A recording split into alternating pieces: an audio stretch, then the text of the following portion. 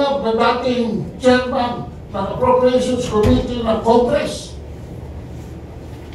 Pinakita na, dahil katandaan na ba yung mga blank checks? So meron lang, hindi lang yellow flag, red flag. Ano sabi ng Pangulo? Pag-aaralan ko, babasahin ko bawat pahina, binasa rin niya yung 4,000 pages. Pero pagdating doon sa dito niya, binito lang niya 29 out of 250 billion. Ano po ba ang essentiality ng plunder na naganap na ito? Meron po bang perang nalulustay kung hindi pipirma ang Pangulo at hindi pipirma ang Speaker? Kung walang pera, walang korupsyon, walang plunder, walang pagkarambong, walang nanakaw.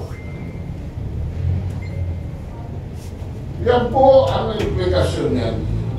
The essentiality of the crime of the century is in the signature of the President, kasi siya lamang ang pwedeng umirma para ang General Appropriations Bill ay maging General Appropriations Act. At bukod doon, pinirmahan pa niya ang disbursements. So this is a criminal act in broad daylight using government powers. At lahat kayo ng mga brothers, lahat ng mga hindi nag-agree dyan, now you are guilty of destabilization.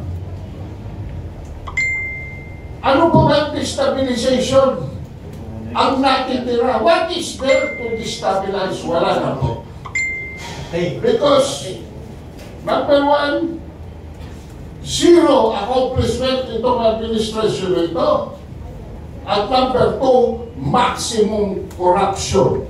Wala na po tayong pwedeng i-destabilize. Maraming salamat po. Maraming salamat sa pahayag na ginawa ni Ka-Adok Paglinawan at sa kanyang maikli ngunit malaman na pahayag as a response ng taong bayan. Pakinggan natin ang grupo ng Marcos Alisjan, mamamayan sama-sama para palayasin si Marcos sa kapangyarihan. Former Yusek Benram.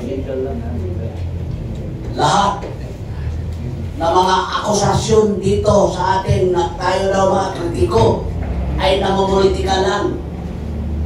At saka destabilizers lang tayo. Yan, hindi totoo. Sundan natin ang sinabi ni Bibi Sara kahapon. Wala na tayo sa politika, Bongbong Marcos.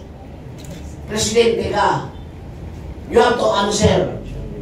Lahat, sagutin mo yung mga hiningi ng taong bayan na transparency at accountability mo bilang Presidente at Chief Executive Officer ng bansa. Meron kang governmental at corporate power, pero anong ginawa mo? Nagkamali ka. Sabi ng mga kasama ko, ninakaw mo yung pera ng taong bayan. Yan ay kasalanan mo. Dapat mo yan sagutin. Yung corporate power mo, yung mga GOCC, kinuha mo ang pera, saan mo nilagay? Nilagay mo sa mga likapan, saan? Nilagay mo sa ang pera ng Philip, yung pera namin, GSIS, saan mo nilagay? Ha? Nilagay mo sa finance? Pinilagay sa DBM at pinunta mo sa mga unprogrammed fund at ninakaw nyo. Yun ang mga kasalanan mo. So tama na, sobra na, managot ka sa taong bayan. Kaya nga, dahil ginagamit mo lahat ng mga government instrumentalities, weaponize it against us and to defend yourself. Hindi yan magsilbi dahil we have a dose of medicine. Rally, people power, alisin na namin. Tama na, sobra na, Bongbong Bangag Marcos. Yun. Ngayon po ay i-open na natin sa open forum ang mga pagtitipon na ito. At maraming salamat. At ngayon ay handa na po tayong tumanggap. At i-emphasize na namin dito ang ating panawagan ay mapayapang pagkilos nasa bounds of the law at ang ating panawagan na Marcos resign ay isang malayang pamamahayag, ay hindi panawagan po ng kodita, hindi panawagan ng rebellion, o hindi panawagan ng karahasan at kaguluhan. Ito ay mapayapang pagkilos within the bounds of the enshrined rights of the people sa Bill of Rights. Ngayon, kung isang magtanong at magpahayag kayo ng inyong katanungan, may naliwanag lang si Congressman Jing Paras. I just want to correct yung kay Ben, hindi po kami magpaalis kay Marcos. Sinasabi niya alisin. Kusang loob si Marcos na bumaba. Wala po kaming aksyon na alisin siya. Kusang loob niya kung nakonsensya siya sa taong bayan. Ang panawagan lamang ng taong bayan, kung ikaw ay sobra ng ginagawa mo at kawawa ng bansa, malapit na tayo mahulog sa bangin. Mr. Marcos, please resign.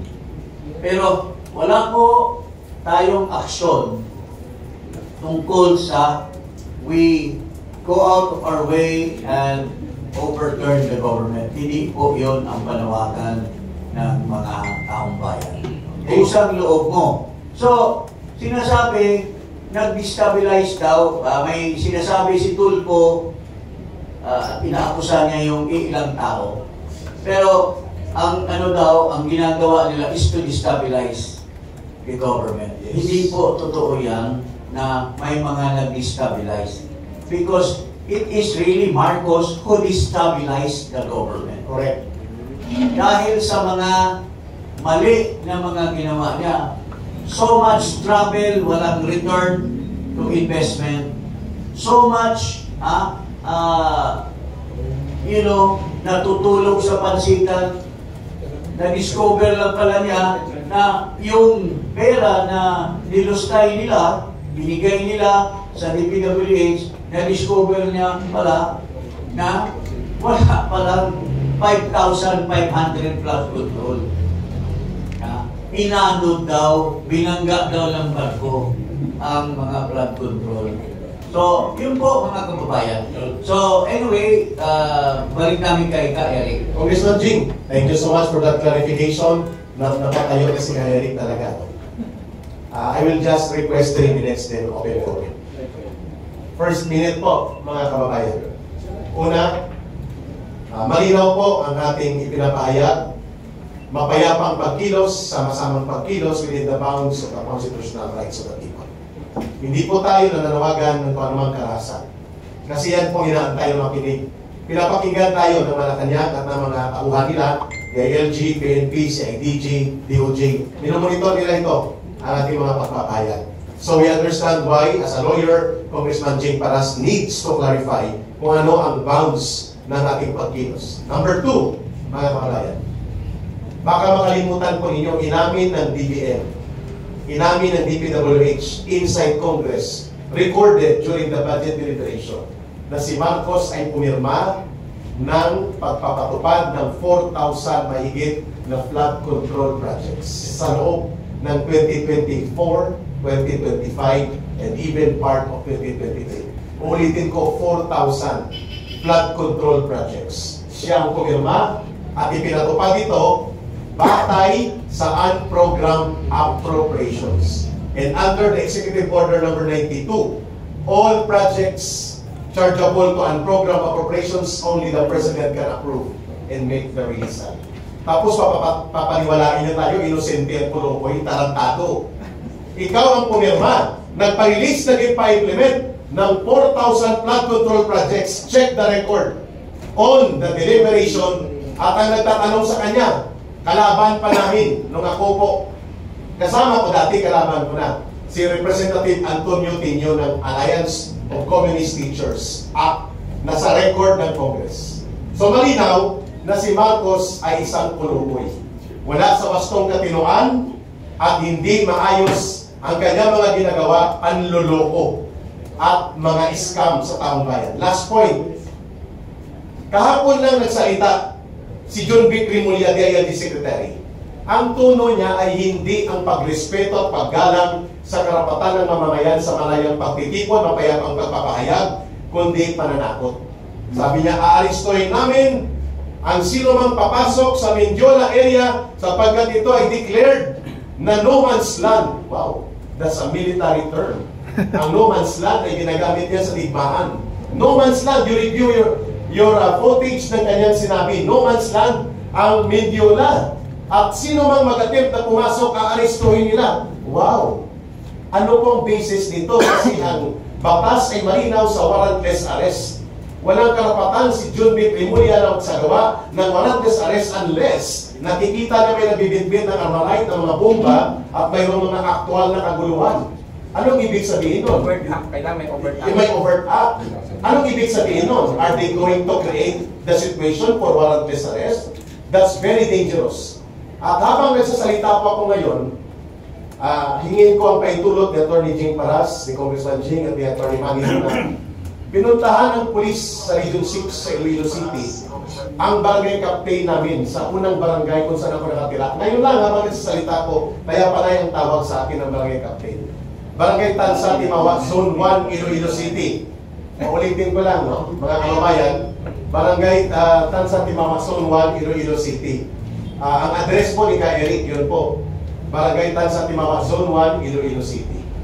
At ang sabi ng police, may nakaregister sa aking baril na hindi nila alam kung sunirender ko na po. Ang isa lang po ang ibig sabihin nun. May tinawagan akong active prosecutor. Sabi niya, baka applyan ka ng search warrant. Kaya nagtanong ako kanina kay Atty. Manny Luna. At ito nga binubulgar ko ngayon. Kapag pinili mo ang itong paninindigan, you can never be sure kung anong mangyayari sa iyo. Pero dahil tama ang ginagawa mo, handa kang tanggapin anuman ang magiging konsekwensya niya. Kaya po, ako si Ka Eric, kung ako po ay i-raid man o huhulihin, alam niyo na po na ngayon pa lang na araw na ito, habang tayo nag-uusap, ay pinupuntahan na ang bahay ko, pinensyon ko na ang address. PNP Region 6 po, ito, sakop ng Iloilo City, tagaroon ko ako. At ito nga ay isang tama si Congressman Jing, ito ay maliwanag na suppression of the rights of the people. Kung si Atty.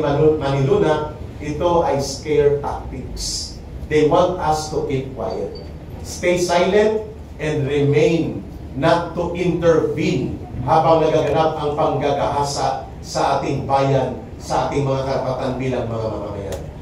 Magtatagumpay tayo, hindi tayo matitinag dyan dahil nandyan kayo at ang taong bayan. And habang ako ay nag-uusap tayo ngayon, narinig ko ang tanong ni Dio Macalma kay Manong Chavez Singson habang pabaybay ang taxi papasok dito. Manong Chavez, hindi ka ba natatakot na ikaw ay patayin kung mamamatay ka? Ang sagot niya, hindi ako tao pag hindi ako nakaramdam ng takot na kay Deo. Ang sagot niya very simple.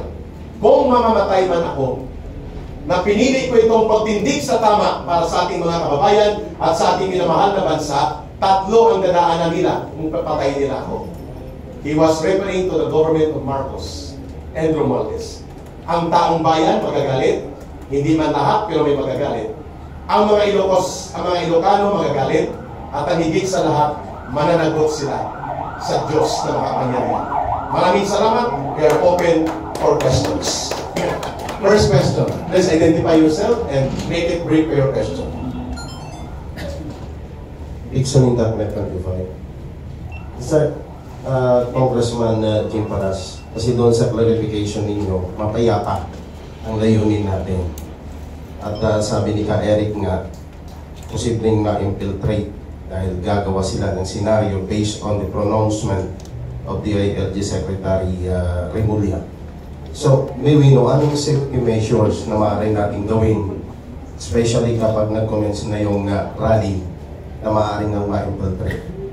Ang naririnig ko, may mga mainstream na grupo, no? Yung sila Mike Petsor, yung sila General Fukis, sila PDP Laban, no? Sila yung nagpo-provide daw ng marshal. Kami naman sa grupo namin, we've been advocating for reform since September of 2022. Through our radio program, we started with the Radio Mindanao Network, and we have now our own blog. We have always been monitoring the movements, the administration of Marcos. No? So, sa amin, we will join the rally as just ordinary people. No? Now, mayroon silang grupo, mapaubaya namin sa kanila kasi magpo-provide daw sila ng marshal, sila nag-apply ng permit. And I suppose the main group I suppose is the Iglesia ni Cristo. Yeah. And I think the POJC is also joining, maybe as an ordinary citizen, not as a part of that. Then there is also another group siguro, narinig ko lang I mean, I don't want to be quoted, but narinig ko lang na yung Jesus is Lord is also now participating. So, all these people, they will police their own rank. Now, hindi po natin talaga ma-avoid kung desperado na ang ating Pangulo dahil namamatsyagan na talaga niya ang pagbitaw ng taong bayan sa kanya. Unang-una, kung narinig niyo yung discussion sa, anong pangalan ito, sa Senado, doon sa budget, ang budget 6.7 trillion. Yes. Ang marireach lang ng gobyerno, 4.3. 4.9. So, mayroon tayong deficit na 1.8 or 1.7 trillion. Hihiramin natin yan. Utang yun. Bakit hindi tayo pwedeng magbaba ng budget?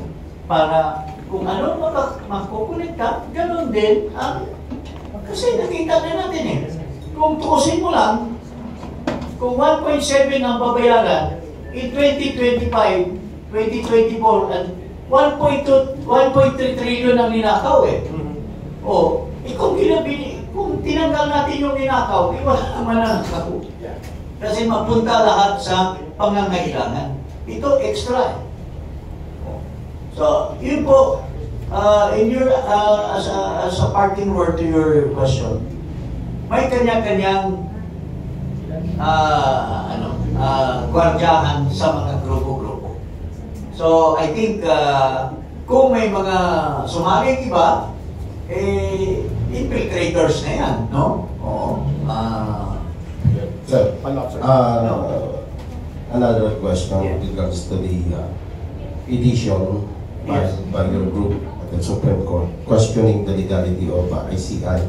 So, may we know your take regarding the action of Congress now na mayroong pending bill na to institutionalize the ICI? Legal yun. Legal yun. Kung ipapasa ng Congress, kasi wala naman tayong magawa kung aaprubahan. They're supposed to be the representative of the people.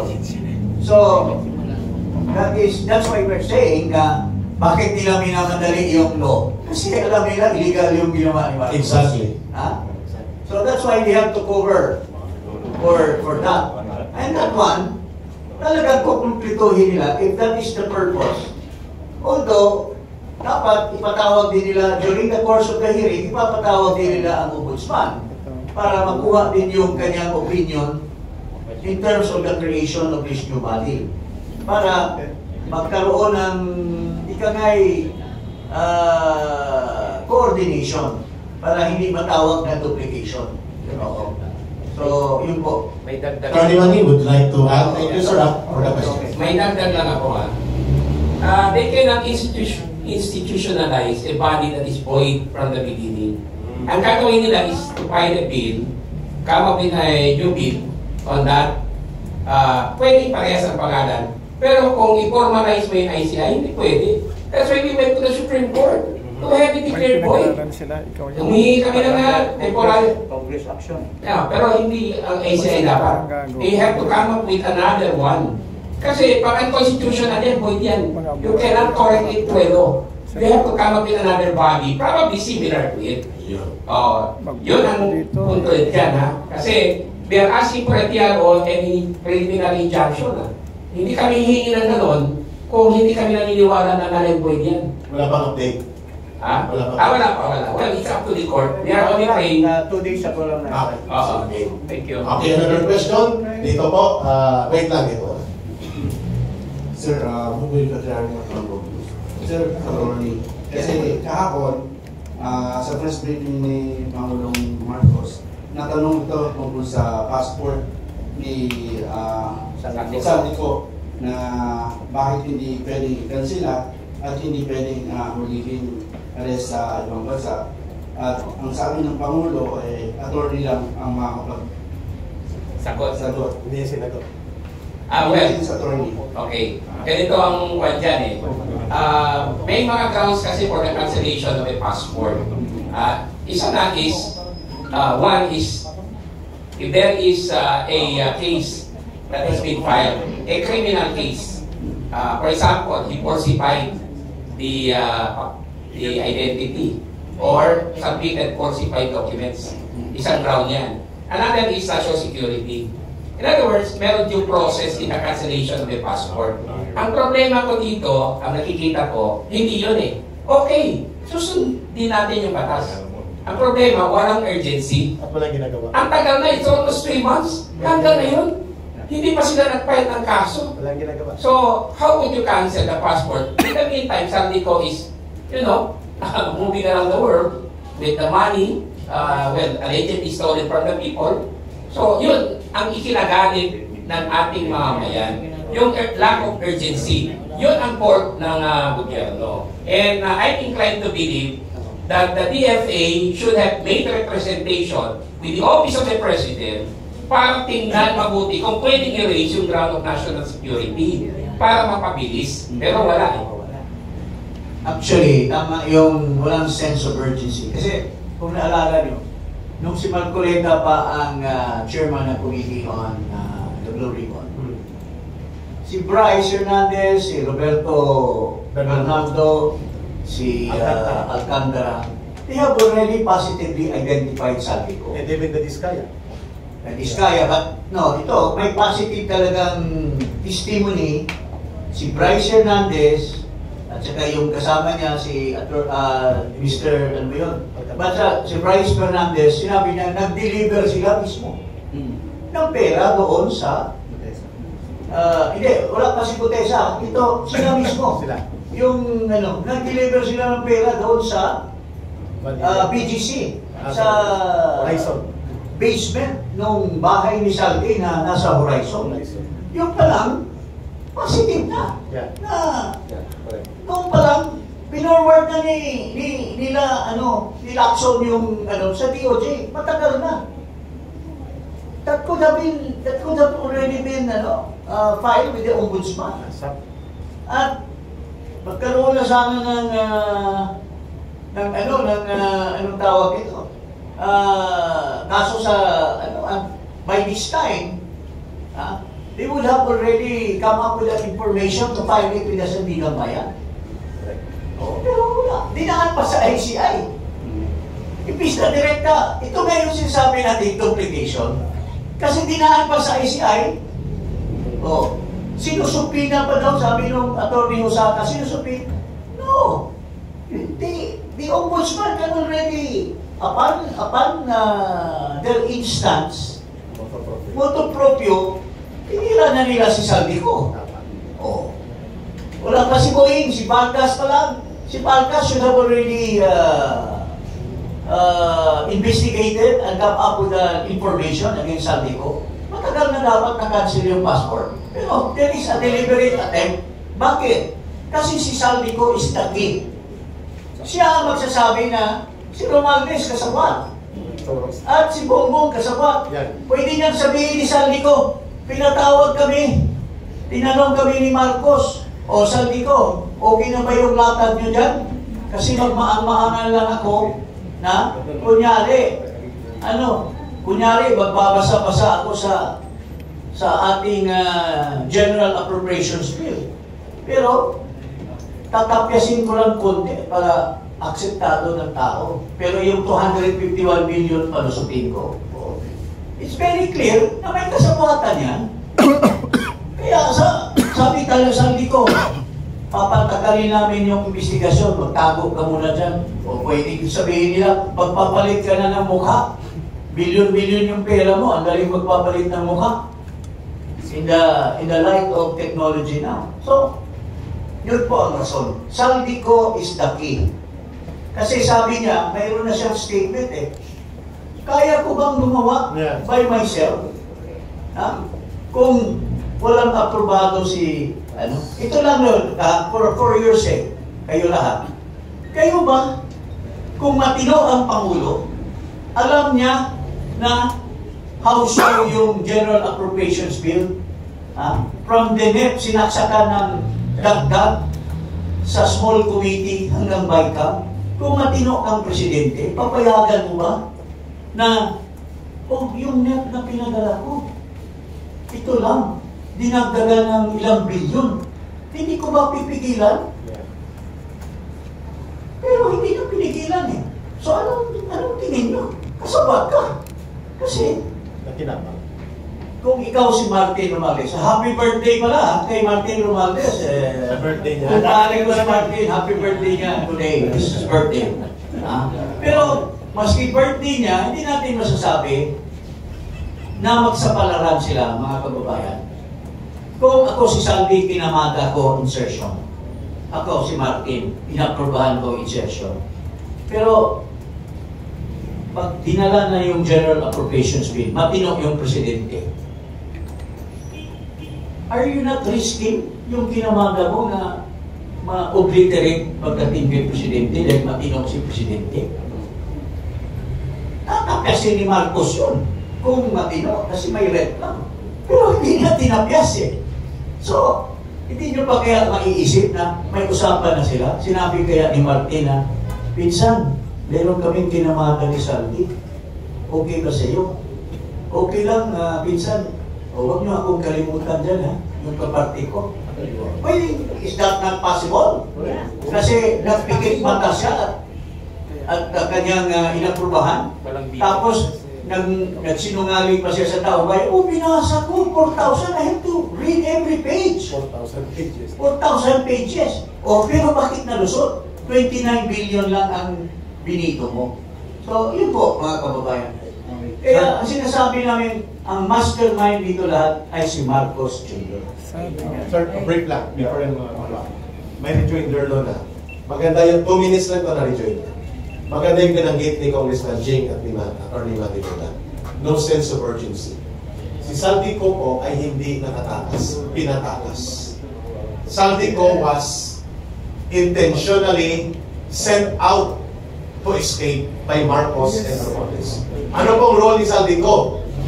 Bodeguero at bankero. Bakit? Lumabas po sa interim report ng ICI na isinalaysay ni Engineer Alcantara na ang mansyon sa Valle Verde ni Saldico ay doon nakabodega ang limpak-limpak na pera, male-maleta, karton-karton na nagkakahalaga ng bilyon-bilyon. By that indication of revelation recorded in the interim report published or issued by ICI, sent out to Marcos, it appears na si Saldico ay bodeguero, bankero ni Marcos at ni Romualdez. Kaya ang sense of urgency kung bakit hindi siya hinahabol at bakit pinatakas ito sapagkat sa kanya po ang pagsampulat ng criminal trails. Mayroon pa. Ito pa po, ito very important ito. As early as the first, si Marcoleta Pang chairman, nabanggit na yung pangalan nung Paul Estrada at saka yung Mark Texon. Sinabi nila, ito yung tao ni Saldi. Pero si Lacson ba? Pinatawag niya yun? Nakasibat ka, sabi na, sa Chile na yung... kung bagban ka ng bilyon-bilyong peso, do you think titigil pa yun? Hindi na yun mapatawag eh. But these were very important witnesses to the crime. Kasi, yung sinabi ni Cotesa na diniliver niya sa bahay ni Martin Romualdez yung pera, tinanong, paano na-deliver yun? Sabi ni Gutesa, Sir, taga-karga lang ako. Kasama namin yung Paul Texon at saka Mark. Yun ang nag-deliver. Tapos sinabi daw ni Romualdez na, hindi, renovate yung pera ko. Bakit? Pag ni-renovate mo, wala bang tao doon sa bahay mo? Correct. Ha? Oh. So, yun ang excuse, no? So, bakit pinalusot yung Texon? At saka, na-mention yung pangalan niya ni Bryce Hernandez eh. Identify. Identify. Oh. So, bakit pinalusot? Oh. Tapos yung mga eroplano, pinraise nila yung mga assets ng mga ibang tao, pero bakit pinalusot nila yung mga eroplano, yung mga assets? Oh. So, this really, kaya kawawa tayo, niloloko tayo ni Marcos, nagmamaang-maangan siya na matagal daw, sabi nung kanyang locaret na spokesman sa Malacanang, oh, it's so hard to prove. You know, you have to file, you have to, do a lot of, trial lawyer daw siya. Mahirap daw mag-build up ng kaso. Nag-testify na nga, umamin na nga yung mga tao, si Bernardo umamin na, binigyan niya ng 15% daw yung executive secretary. Yes. Oh. Oh, bakit hindi ba pinailaut ni Marcos yung tao na yan? Inimbestiga, dapat pinaimbestiga niya sa ICI dahil there is an allegation that Bersamin or the executive secretary, wala namang ibang AS ngayon. Siya lang naman. Oh, sinabi yung tri-give, bakit hindi mo pinatawag yung tri-give? Why are not they interested to investigate Bersamin dito sa Blue Ribbon? 15% of 2.8 billion. Magkano yan? 350 yun. Oh. Million. Okay. So, yun po, mga kababayan. Ayun, sir. Very short lang. Okay. Anyone can answer. Kahapon sinabi rin ng Pangulo na itong papasko dapat yung kukulong. Sa mga Well, it may sound very positive. Okay naman yun. Ang problema, sinabi niya 40 plus lang. Eh, paano siya naka-alam ng 40 plus? Ibig sabihin, kinokontrol niya ang ICI? Kinokontrol niya ang ombudsman? How was he able to come up with 40 plus? Sigurado ba siya na 40 plus lang? Let me answer that. You mentioned that figure, ha? Okay. Oh.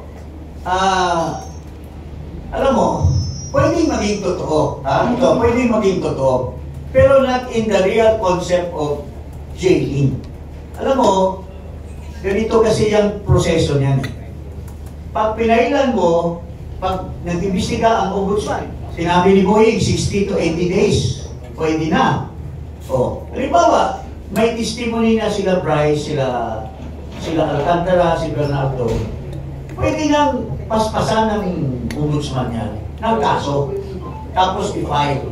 Since plunder yan, or malversation more than 8 billion, napaka-bilis yan. Kulong ka agad yan, but not in the concept of imprisonment. Yung katulad nila Jingo nila ni Bob Revilla, pwede mong ikulong kagaya ni Laila de Lima. No bail. No bail. No bail yan Pagka na-file yan, the Sandigan Bayan will immediately issue An arrest order. An arrest order. Now, since it's not bailable, dapat ginawa na ni Marcos yan, noon pa. kung inisito kayo na may makukulong. Kung kami nila yan.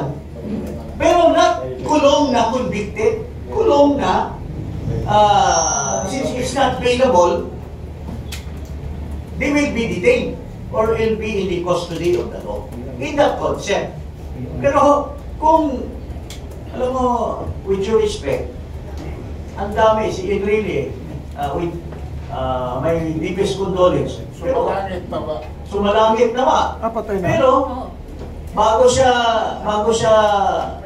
nangyari sa kanya ngayon, dinismiss ng sandigan Maski ano pa ang gagawin ng ombudsman? Kung bulok yung sandigang bayan, maka mayroon bang napatigil na nakulong sa sandigang bayan? Wala. Na-dismiss yung Revilla, na-dismiss yung kaso ni Jingoy. Ang daming na-dismiss. Pati Sinapolis. Si Imelda Marcos, hindi pinakulong. Maski may conviction. So, Mahirap talaga. Pero, ang inaano ng taong bayan, hindi yung pulong in the real sense. Mayroon bang napa-detain because of the case dahil non-bailable. Yun dapat ang ipakita ni Marcos. Pero, kung ang makukulong ay mga mga small price, sinasabi na niya walang kaso kay Romualdez.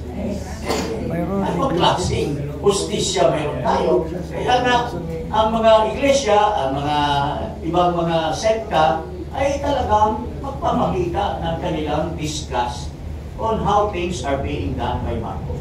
Yun lang po. Joiner lang po si Yusek Beta. Maniwala pa ba tayo kay Bongbong Marcos? Maniwala pa ba tayo sa kanya? Si Elier sinabi niya, may due process tayo, kaya matagal pa yan. Di ba? Sinabi niya doon sa mga nagkasala.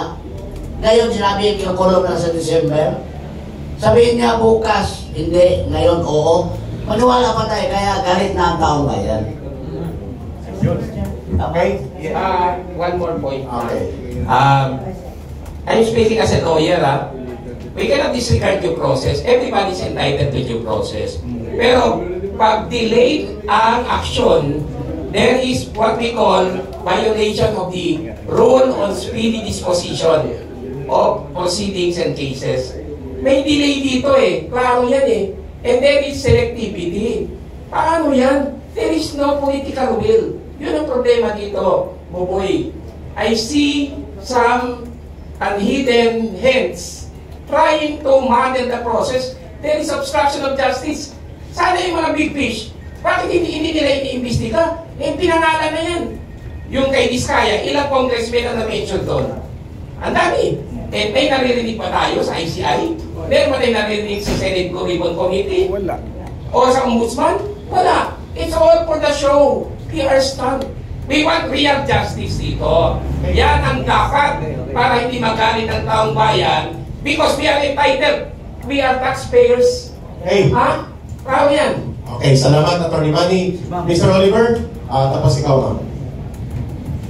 Una, pasasalamat po tayo sa Panginoon dahil lahat ng ito pinalitaw ng Panginoon kung ano talaga ang mga pamilyang Marcos.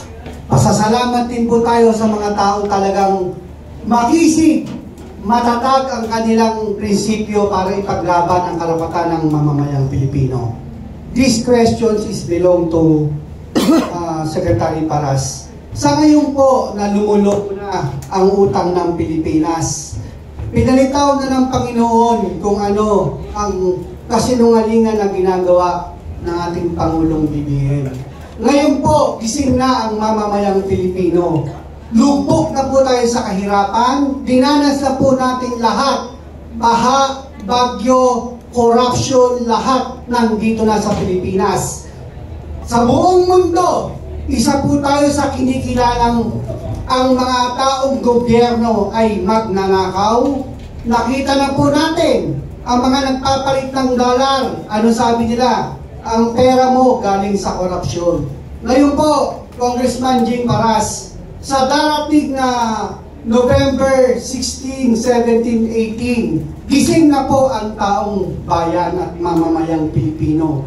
Ano po ba ang ma-advise nyo to guide to the old Filipinos na gustong lumabas at sabihin ang kanilang hinaing sa Pangulong BBM at sa gobyerno niya na tinatakot po nila ang mga tao na gustong ilabas ang kanilang hinaing, katulad po ng binanggit po ni Ka Eric kanina. Lahat po ng lumalabas, kinakasuhan, pero lahat po ng nangungarap ay wala raw ebidensya. Ngayon po, kailangan na po tayong ilabas natin ang karapatan ng mamamayang Pilipino.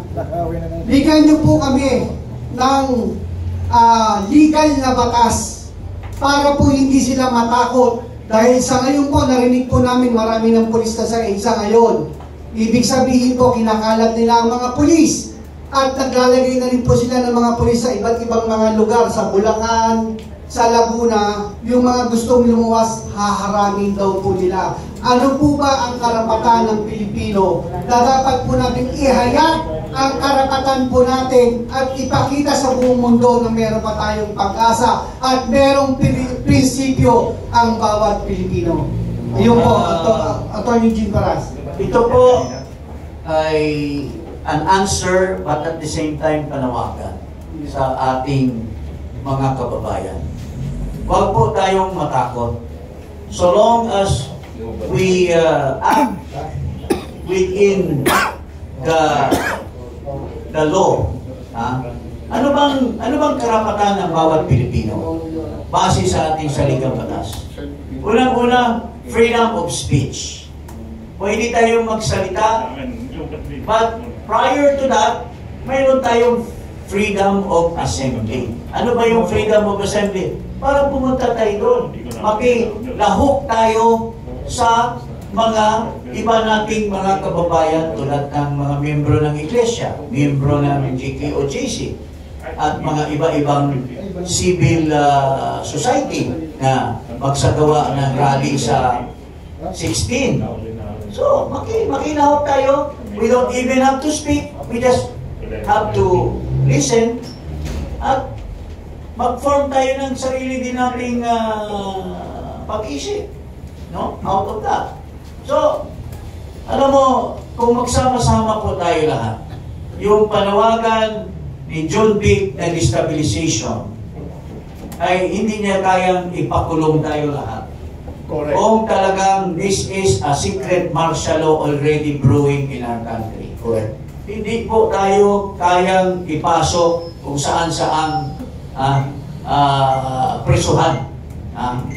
Kasi it will breach or it will create more Pilipino na magsali pa dahil nilustay nila ang karapatan natin, mga kababayan. So, yun po ang masasabi ko.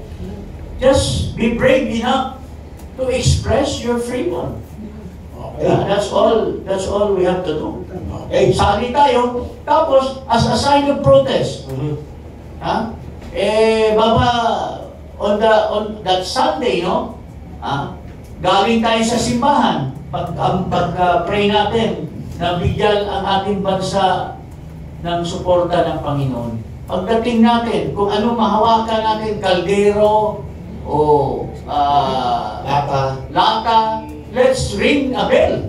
Magbigay. Mag-inay tayo ng 6 p.m. on Sunday. Yeah, just to show, you don't have to go there, but you can show protest by ikakalimbang mo yung kung ano makalimbang mo sa bahay mo. Tayo, lahat, na feeling na oppressed tayo. 700 pesos ng presyo ng sibuyas. Hanggang ngayon, wala pa rin 20 pesos yung bigas na pinramis. May karapatan tayo lahat na magsabi, bongbong, niloloko mo kami. So every Tom, Dick, and Harry na Pilipino has the right to say his piece. Yun po, at nasa saligang batas po natin yan. Okay, last 3 questions. Thank you, Congressman Jing Paras. Magandang umaga po. I'm Sander Berwi from Ronda Balita, Pilipinas. Para po kay Attorney Luna. Attorney Luna, ano po yung masasabi natin na nang nagkaroon po ng investigasyon sa Senado regarding po doon kay Gutesa, na instead na yung tao maging resource person to prove kung anong nangyayari sa pera ng taong bayan. Ang hinahabol po ngayon ni Lacson si Gutesa dahil daw po yung kanyang notaryo ay fake daw po. Ano po masasabi natin na andun na po tayo sa punto na kung saan yun na po yung tinutumbok natin eh. Kulang na lang po. Kukunin natin at ikukulong. Pero ang problema, nililihis po nila yung issue. Ano po yung masasabi natin, Attorney Lola? Bago pumasok sa gobyerno, I was a litigator for so long. Yung ginawa ni Senator Lacson, mali eh. Imagine mo, di-discredit na si Gutesa. When he should have protected Gutesa. Gutesa is the only witness who have identified positively yung delivery at saka yung mga personalities who allegedly received the deliveries of cash in billions. So si Gutesa cannot be discredited. Why? Kahit i-disregard mo yung affidavit niya, kahit i-consider natin mali yung notarial, yung testimony niya under oath before the Senate Blue Ribbon Committee stands. In fact, yan din ang opinion ng DOJ. Yung acting DOJ, with all due respect, has issued an opinion which is similar to my opinion also, that it is a valid testimony. Si Gutesa, huwag nilang sirain. The people will really go against that tactic. Mali yan. Dapat pasalamatan natin na there is a Gutesa who risked it all. Imagine mo yung buhay ng tao at pamilya niya was risked because of his testimony. It was a bombshell. It was a testimony of the century, if I may say. Dapat pinoprotektahan ng Estado si Gutesa. Mali si Senator Lacson, ay challenge Senator Lacson. Bakit hindi mo protektahan si Gutesa? Kung totoo, that you really stand for justice. Yun. Because, mga kababayan, sa araw na ito, dinideklara namin si Tito Soto at si Ping Lacson ay mga special agents ni Marcos at ni Romualdez. Kaya sila nandyan sa loob ng Senado. Special agents ni Marcos at ni Romualdez. May question yata si brother, no? Last 2 questions na susunod. O kung mayroon pa magpahabol, okay naman po kami. Noel Noel. Huli ka. Through attorney, attorney Paracel. For those who are expressing their redress of grievances against the government, how can they protect themselves, especially through writ of amparo? Ano pong at sino po pwede sumagot? Yung writ of amparo, that only comes about pagka pinuli ka. O, parang ano yan writ of habeas corpus din yan, no? Wala pa naman so far, but that is a right that you can rely on once your person is violated. Pero ito lang sana appeal ko sa Korte Suprema, dahil hanggang ngayon matagal nang kinulong nila at kinidnap si Duterte, mayroong mga petition for writ of amparo, petition for wala pa rin habeas corpus, wala pa rin desisyon ang Korte Suprema. So, para hindi naman magdududa ang taong bayan na sila ay kasama din sa mga katulad ng ES na may 15%, we don't want to have that kind of suspicion from our people. Dapat gumawa na rin sila. Kasi napaka-importante, lalo na yung desisyon ng Korte tungkol doon sa 2025 budget. Dapat sana kung may desisyon na sila, malaking tulong yun sa taong bayan na lalo bang matigilan ng taong bayan dahil tama yung ginawa ng gobyerno, or lalong magpoprotesta ang taong bayan dahil dineclare na unconstitutional yung ginawa ni Marcos doon sa 2025 General Appropriations Act. So, ito po. So, basta we just do things within the bounds of law. Huwag tayong gumawa ng illegal, huwag tayong gumawa ng karahasan, basta iprotesta lang natin yung hinaing natin, lalo na kung apektado tayo, mga mahirap, walang kinakain ng sa isang araw, talagang pobre tayo. Kasi ang sinasabi nga ni Recto, 1.7 trillion ang bubunuin para masatisfy yung 6.7 billion. So, hihiram na naman tayo ng pera. Trillion po. 1.7 trillion. Hihiram na naman tayo ng pera ulit. Bawat hiram, magbabayad ang bawat Pilipino ng pera. So, yun po, mga kababayan, just be yourself. Do not violate the law. Magsabi kayo ng hinaing nyo at yun po, mga kababayan. Yun. So, last 2 questions. Ma'am, how are you? Okay. Identify please yung sarili. Ate Melby po, naman po ng pahayagan kahapon na nagkaroon po ng pagpupulong ang ICI together with NBI, Ombudsman, DOJ at saka PNP. Napakakasuhan yung 3 senador and including DPWH Secretary Bunuan. Pero nabalitaan din po natin na si Bunuan ay nakalipad na. So, anong masasabi niyo po doon, sir? Katulad din kaya po ito doon sa pagsibat ni Saldico? Kaya nga po, ang pinag-usapan po natin, Melody, kanina pa lang, yung delay. Kasi, kung naalala nyo, ang tagal na nung nagsabi ang mga testigo, doon pa lang sa si Marcoleta pang chairman. Nagsabi na si Diskaya na ito yung mga congressmen na involved. Nagsabi na si Diskaya na yung si Marvin Rillo, sinasabi ng Marvin Rillo na si Romualdez ang kanyang padrino.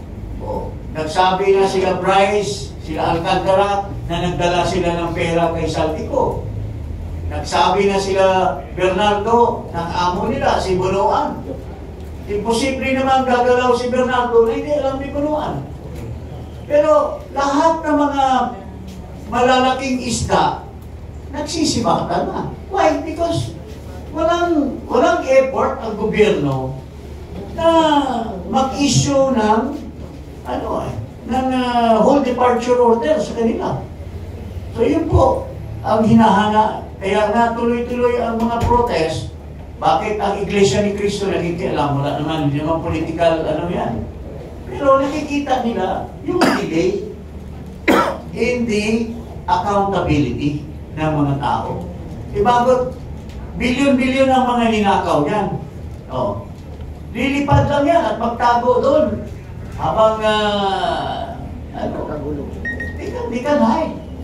Anywhere. Sa Latin America, sa mga Seychelles, sa mga kung ano saan, pwede lang magtago. Why? Because the long arm of the law has not reached them. Yun po ang hinahanain ng tao na dina-justify ni Marcos. Matagal yan, magpinta pa ng kaso. Hindi po. May mga proseso ang gobyerno na mapatigil yan mga tao na yan na hindi magalipad. So, yun po ang kabulastugan ng gobyerno ni Marcos. Gusto nilang pigilan ang taong bayan na nagprotesta, pero yung mga magnanakaw, hindi nila pinipigilan. That's the imbalance of this government. Kaya nga, ito lang po huli kong sinasabi. Sinasabi nila, huhulihin yung mga destabilizer. Hindi po nag-destabilize ang mga tao.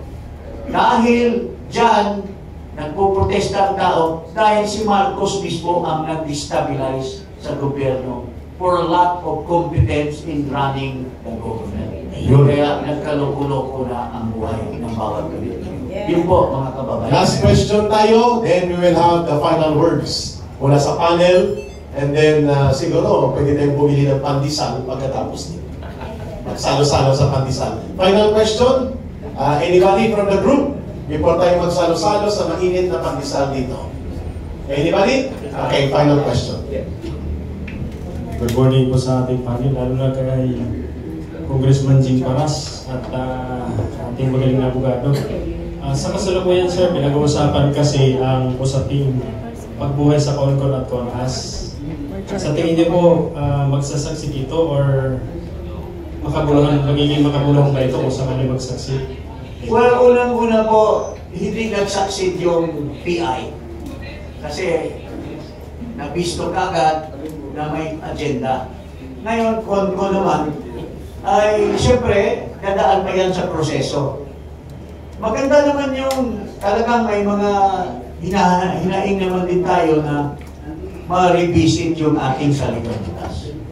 And I think one of the processes of amending the Constitution is Constitutional Convention. Yun ang sinusulong nila.